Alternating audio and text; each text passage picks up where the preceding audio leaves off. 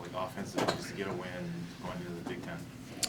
It was important, for a lot of reasons. Again, I thought in Orlando we were playing pretty good basketball, just didn't get the results that you want. So the important part was to see the carryover from Orlando to our last game. And regardless of opponent or who we played, I wanted to make sure that there was carryover from our Orlando trip, and there was. And so now, continuing to build on that and having that be the blueprint of what it needs to look like from here on out, and be really excited about tomorrow. Big Ten basketball is different when you split it like this in December and January. How is it different as to how you prepare a team? It used to be that January 3rd opener and everybody kind of geared towards it. How is it different now? How do you plan different? Yeah, I think the biggest thing it probably does is just with your non-conference schedule, you just got to be smart with how you do that. Obviously there's a reason why Michigan State was in Maui for 3 straight games and they don't play a game until us. Because of just the importance of league play. You just got to be smart with kind of how you navigate that. But I think it's a obviously early season challenge that probably most coaches wish you had a little bit more time just because of the importance of the game. But both teams are facing that. So, I think it's exciting to get your guys just kind of acclimated early for 2 games of what league play looks like. And for us, it's a bunch of new bodies that haven't gone through it yet. And so to get them to kind of see it before January and understand it, I think is always good. And it creates, obviously, excitement in early December. And what are the coaching points for Frank right now? I think Wichita, he had that foul late in overtime, sat most of the last game towards the end. What's some of the things you try to teach about? Yeah, I think with him, especially in ball screen coverage, it's just being able to use your feet and then playing a little bit lower, not getting upright, not using your hands. The hard part about ball screen coverage is for big guys, everybody's looking at it because it's the only thing that's really going on. And so, if you get those hands even a little bit and impede progress or just a little bit out of your body, it's easy for refs to see it. And so he's just got to be better with his feet and play a little bit lower. He can't let, those fouls get into his head. I mean, even if you do a great job, sometimes they might call him. But, I think for the most part, for our guys, we've done a pretty good job with fouls. And as a team, we haven't fouled that much. And so you don't want to get in their head because we're not a team. It's just you got to correct those couple detailed things and move on. Is Rigsby going to be a key in the Big Ten and getting him open shots he's going to have to knock down to loosen everything up? It seems like when he shoots the ball well, things change. Yeah, I think in general, believe it or not, we are a good shooting team. And now it's about just seeing one go in. And so I think with Brennan, hopefully, he had a couple in Orlando that's just, I don't know how they didn't drop. But to get him to space the floor especially, it will help everybody, and hopefully it's a trickle-down effect. When one guy makes shots, everybody else sees that ball go in too, and it's a snowball. So hopefully, other guys will kind of pick up on that, just like free throws last game. Parker goes up and makes his first 2. Well, everybody saw those go in, so the next guy that goes to the line, it's not like you're having to rebound after a guy who just went 0 for 2. Like it's the momentum of the ball really, and so hopefully that he continues that. I think my biggest thing with guys and shots is I don't want them to be hesitant. I think they need to be confident shooting the ball. They need to step to the ball with confidence, take the good ones. They know what those are, but just you can't hesitate. It's such a mental piece. And if you start second guess and hesitate, even that half second, it can go from being a good shot to now a semi-contested shot or a really contested shot. So those guys know what good shots are. I want them to be confident and shoot them. Ben, do you have any update on Mike? What's his chances to play tomorrow? We'll see today. He didn't do anything yesterday, so we'll see what it looks like today. You're also looking at with our schedule, we got a big break coming up too, so you want to be smart. My biggest thing when Mike's back, we want him to be back, for the long haul. You don't want it to be something where you force it back and then all of a sudden with that severe high ankle sprain, which he had, you tweak it a little bit. Now you're 2-3 weeks behind. So we'll look at it today and see what it looks like, but we're also going to be very smart with that. You never want to lose a guy like that, but how have the rules changed in the backcourt? Like Lukai's had to do more, maybe point guard, and Isaac obviously has played a lot more. Yeah, I think it's just that. It's giving guys opportunity in minutes, which has been big. Even a guy like KB who played 12 minutes last game. But with him and TC out this period of time, even Caleb for that matter, it's given extended roles to Femi early, which is what he needed. It's even Kai. It's giving Kai extended minutes. It's giving Isaac extended minutes. It's giving Brennan extended minutes, and it's giving them experience. So you can't put a price tag on that, especially with new players. And so those guys were able to play through some mistakes. I was able to play. I think Kai was maybe 2 or 3 games ago, right around 40 minutes, which I wouldn't obviously have done with Mike there, but he needed that. He needed to get play through some stuff. And I think that's the big thing early in the year, to be able to get guys to be able to play through things, because that will help, come late in the year and January, February, and March. Looks like Isaac is almost more confident every time he goes on the floor, even during the course of a game. Yeah. He looks like, now, is that going to change dramatically when he plays Big Ten basketball? They've scouted him, they clamp him down. How do you prepare him? Because it looks like his trajectory's been good the last 3 games. Yeah, no, I think it's been really good. I don't think with him that will change. I think he's one of those players that, it's not going to wow him that we're playing Michigan State. Right? It's not going to wow him that we're playing our first Big Ten game. You've got certain guys that are built a little bit different, and he's built a little bit different. All he needed was just the game experience. And now finished game 9. He's gotten that, and he's gotten the minutes. Well, now every game from here on out for a guy like that, he just approaches it as another chance to compete. He knows whether it's Michigan State or Bethune, your approach has to be the same if you're going to be successful. So I'm thankful that he's gotten those early minutes and extended minutes, because now, against these opponents, his confidence is going to be what you see, and that's real. That's not fake. It's not phony. I think with guys that have a chance to be really good players, and he's got a chance to be one of the really, really good ones, they are built a little bit different, and so I think he will have he'll be zero phased by tomorrow. Hey Ben, way back when, do you recall how you told Izzo you weren't coming to Michigan State? Phone call or what? I did. The first time, it's funny, so Tom Crean and Coach Garland were recruiting me, and the first time they were loaded, and I think they were looking at me possibly redshirt, and I didn't want to do that. It wasn't fully, but I think they had like Jason Richardson, they had Charlie Bell, they had obviously Mateen, they had Mo Pete, and there was one other one, and bringing in Jay Rich, it was a numbers game. And then the second time when I transferred, it was funny, actually. So Brian Gregory was the assistant who recruited me to Northwestern. He was the assistant that got me a job when I was a GA that got in the business. But when I transferred the second time and I went up there for a visit, BG was on staff with Coach. And I remember sitting in their office, and they're obviously selling me on going there. But then when I left, it flipped, and he was kind of more like, well, I want you to come, but why wouldn't you just go to Minnesota?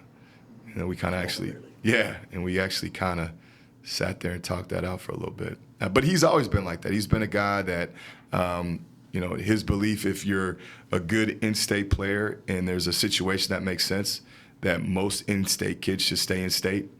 I know he said that to numerous guys, but that was kind of the message, and kind of the rest is history. And you're playing these guys twice. Have they told you how they decide who you're playing twice? Is it darts or what's going on? Yeah, it's there's a lot I could say about that. Yes, we're playing them twice. We play them early, which we often do, I feel like. I think there's a lot that goes into that. No, we don't know as far as, coaches, they don't inform us. It's just kind of, they roll out the schedule, and it is what it is. I think, is this year everybody plays too early? So that was one thing that was different, is that in the years past, some teams had only had to play one conference game this first week early. And But I'm saying, if you got 3 opponents that you play twice. Yeah. And 17 that you play once. Yeah. Or 15 that you play once. But so they had talked. what's going on? Yeah, they had talked about, for sure trying to keep the regional rivalries intact. But then I don't know. I just think it's by choice. I don't know. It'll be interesting how it is going forward. But no, we don't really typically know. I just assume most times we'll probably play Wisconsin, Iowa, I would assume. But even that, it's not like they've told me, these are your traditional rivalries. You're always going to play Wisconsin, Iowa twice or whatever, Northwestern because it's close twice. So I think crapshoot. Ben, what have you seen out of Tre Holloman early on? I know you wanted him to stay here and play for you, but after 2 years now, it really seems like he blossomed in Maui a little bit. Yeah, no, he did, and that was, I appreciate them because they, I was right when I got the job, and I know Michigan State had been recruiting him since like his freshman year, and so they actually did us a favor. We recruited him, and then they called him and just said, look, like it's nothing personal, but like I'm not trumping a relationship that they've had for 3 years. So, I've respected the way they've always kind of gone about things, respect him as a player. I mean, he's a kind of a prototypical Izzo point guard, kind of buys his time, finds his way, pushes the ball. His push is really good. I think now he's become a guy that you got to respect and honor from three for sure, especially when he's playing at the two. At the one, he does a good job of facilitating and, getting their offense running. And at the two, I think he's looking a little bit more to make shots and score. You could tell by his numbers even last year that his shooting has really taken a big step. But, he kind of embodies what they are. He's tough. He plays hard. He's a communicator. He's a connector. He's about the right stuff. He's a big team guy. Doesn't matter if he's starting or off the bench. I think that kid's all about winning and whatever it means to win. And so I just kind of really been impressed from afar of how he's stayed with it. I'm sure, I guarantee people were probably in his ear about, are you going to stay? In the climate that it is, because they've had loaded talent. And especially as you get older, if you're not guaranteed a certain spot, I don't want to put words in his situation, but it's just across the country. That's what you see. And so to see him, ride that out and stick with it and be somewhere where I think is a perfect fit for him and where he's been successful and he's really impacted that program, I think is pretty cool. And I think it shows a lot about that kid and what he's about. One or two more for Coach. The last team you played was Michigan State, in the tournament, and they've kept a lot of their guys. Is there anything you take from that game? The physicality of it, and I mean, obviously Dawson was a major factor in it. Yeah. I think we've, the last two games, obviously the one here that we got them, and the one in the Big Ten, we played them, pretty good. They don't change much in terms of what they're gonna do. I mean, there'll be tweaks and different things here and there, but that's the part where you rely on the guys that have been around to kind of just talk about what the transition feels like and how real that is, and their outlets and their pace of, how they do things, and then in the half court, how they screen and what that looks like and what that feels like. Because I think that's important. We have a number of guys, again, that this is the first time. And I think the refs do a great job, but it's going to probably be called different than it has all year. It's league play, right? Stuff that, maybe wasn't called or was called a little too tight, however you want to put it. It's probably going to be different tomorrow. And so that can't surprise us. It can't shock us, their physicality, all that rebound.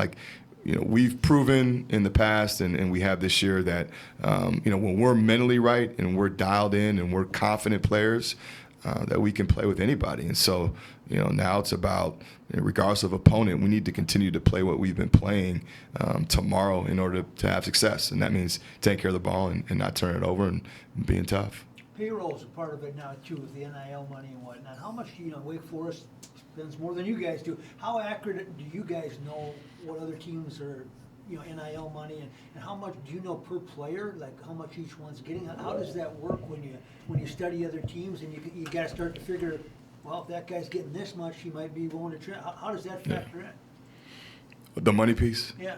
It's everything. It's the only thing. I mean, it's if you want to be honest about it.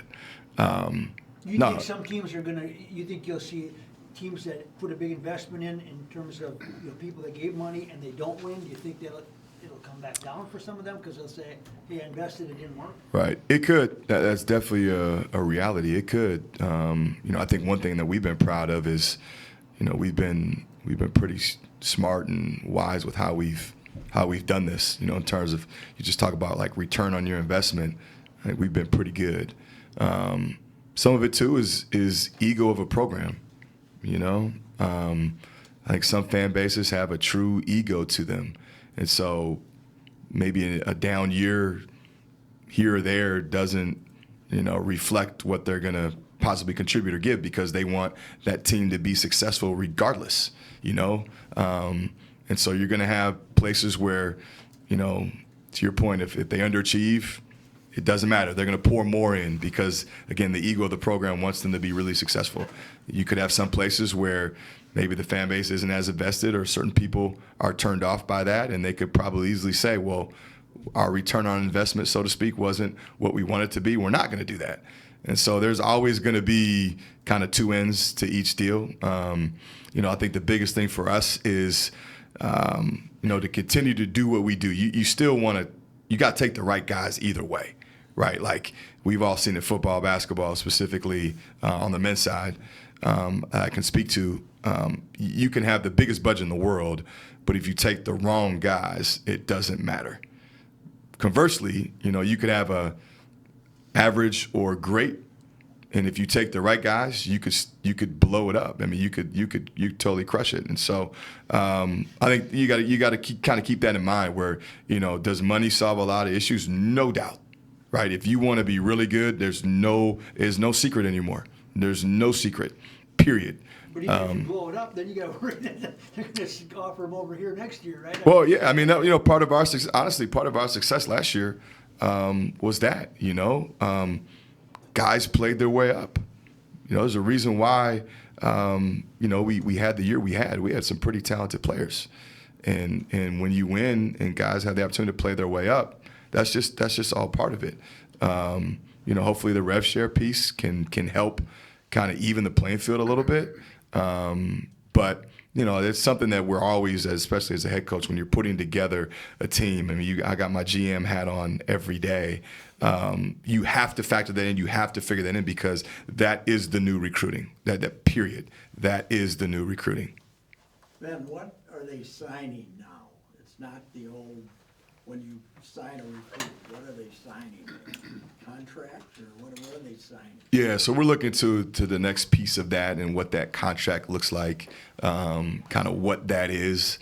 Isn't what it used to be. Right, it's not what it used to be.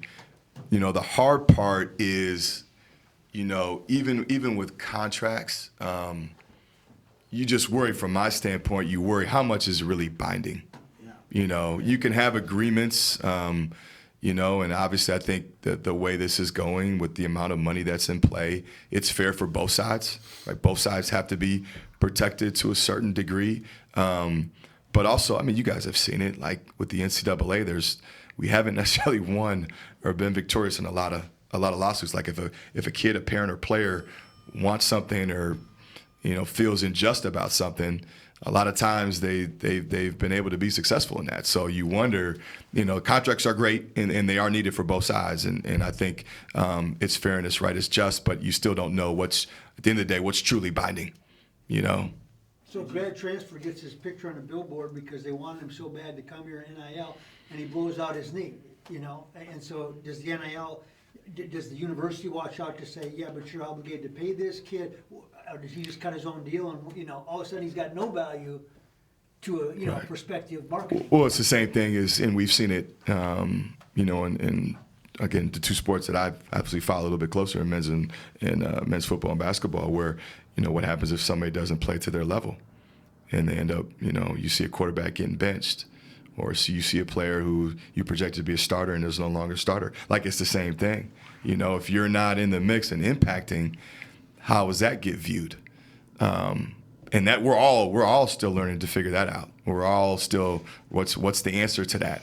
You know, it's pro sports without us having the governing laws of being pro sports, right? You don't trade guys halfway through the year. You can't replace guys. There's no like waiver if a guy gets hurt. You know, unfortunately, there's nothing you can do in terms of pro sports from that standpoint. But everything else from the head coach's standpoint, it's like there's a lot of pro aspects to it that you're trying to navigate and figure out how can we still be successful operating like this. And so I think that's the challenge is there's a lot of questions and there's not a lot of answers fully that are just like, all right, concrete, here's how this is done.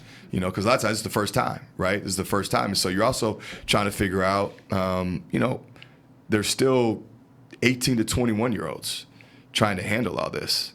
And that's a different piece too. So every kid's different, every program's different, every year it's going to look different.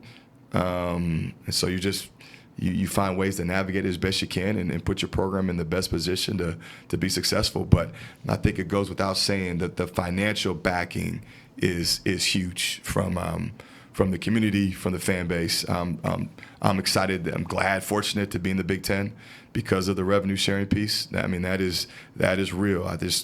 I hope everybody understands that. And it's not a negative thing. It's the way the landscape is turning. But this is the first time that I can remember. You guys have done it. I mean, you've covered sports here for a long time.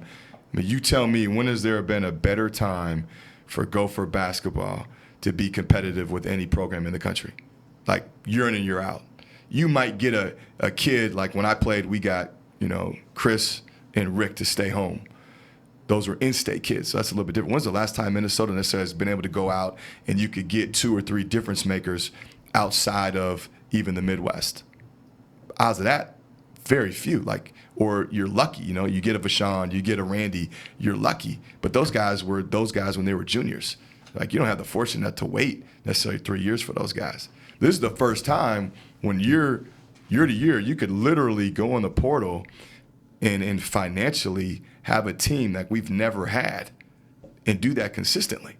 We've never had that opportunity ever.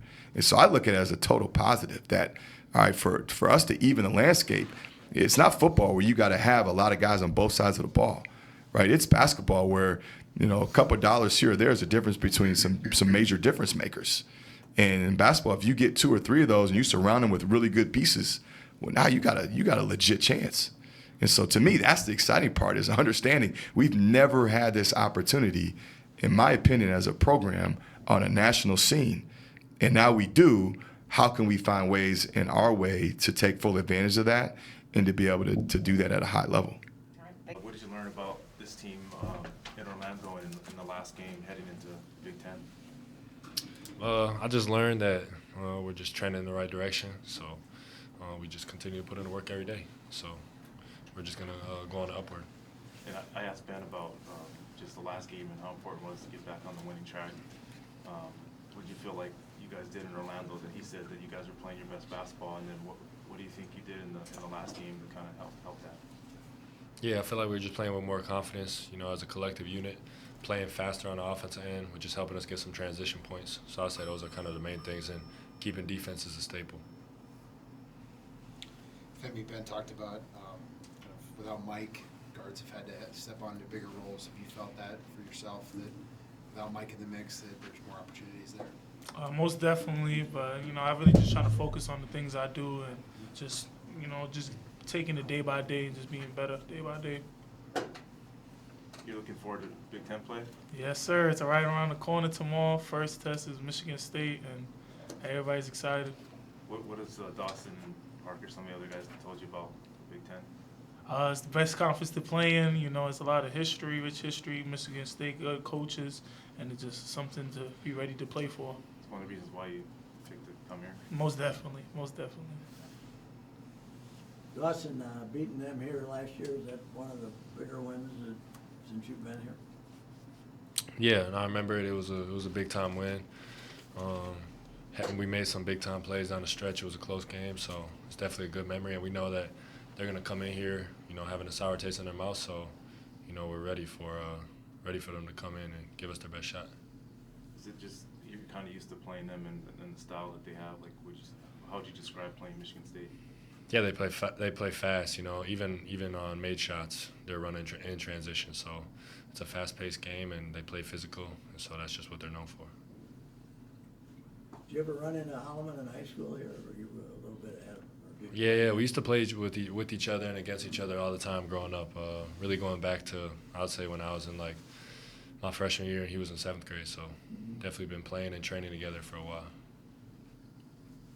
For both of you, just when you look at this team and injuries that it's had, but you know, how have you overcome that? And also, like, there's certain guys that have been placed in different roles, you know, and how they've kind of overcome that, the injuries. Yeah, I think we just kind of got the next man up mentality. Obviously, we missed the guys that are out, and we're looking forward to getting them back. But everybody on the floor, we feel like is capable of making a good impact. Dawson, what is your message, and maybe you along with Parker and the other guys on the team that have actually played a consistent Big Ten schedule, to the guys that haven't? I mean, just about what the standard is and what level you need to play at consistently. Yeah, you just got to be ready to go at all times. It doesn't get any easier during the season for the games, and so every single night, every single day is a battle, and so you just got to treat practice like you would the game, so then you're ready for anything. You guys got a little spike last year during the year in attendance, and it dropped off again, but do you try to tell them what Williams Arena can be? A lot of newcomers here. If you get the fan base up a little bit as to what the home court can be if you guys win enough? Yeah, we understand what it is. You know, the more games we win, the more people come out, and so, you know, it's our responsibility to win games, and so that's what we're gonna do to put our best foot forward and do. Dawson was asking Tre the other day. I said you had a bounce back game with yesterday or the Sunday, and he kind of laughed and he was saying, you know, we've seen him play consistently so much, and in your leadership is a lot more than just going out there and scoring 20 in a game. Can you talk about that? Like, he called you even keeled, no matter whether you play good or bad, you kind of have the same type of leadership. Yeah, I feel like just because it's natural, there's going to be ups and downs. I mean, that's just life in general. And, you know, there's other factors that go into things. And so me just knowing that it's not all about me just putting points on the board. You know, I can still impact the game in different ways. And, you know, like in Orlando, nobody played good enough to win. So and just coming out here and just trying to flip that. Anything else related to athletes? All right. Thank you. Appreciate it.